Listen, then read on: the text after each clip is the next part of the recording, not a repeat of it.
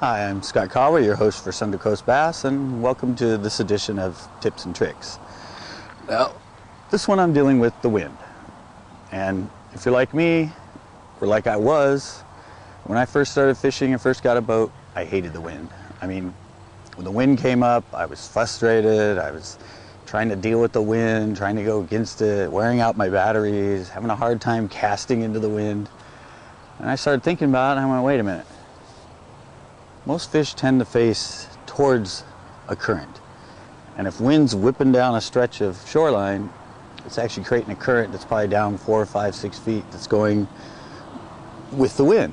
And so I'm thinking, well, most fish or bait or prey or whatever will be facing towards the wind. Or if they're swimming, will be swimming into the wind, not facing with the current.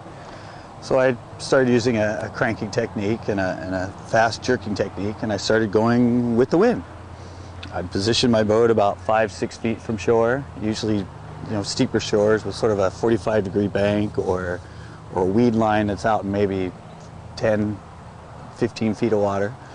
And I would just buzz along. Casting was easy. I had just one little flip and it was way out there, and lo and behold, I started catching tons of fish. And 90-100% of the time, if I'm going down a stretch of shore that's maybe a half mile long or so, sure enough, I have to go out and around boats, and they're all coming into the wind. They're working their trolling motors, they're pulling backlashes out because they're trying to cast into the wind.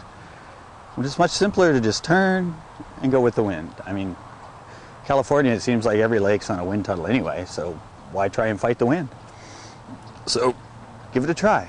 Just face the wind, go with the wind. I mean, you might have to reel a little faster, especially if there's a strong wind that's pushing you.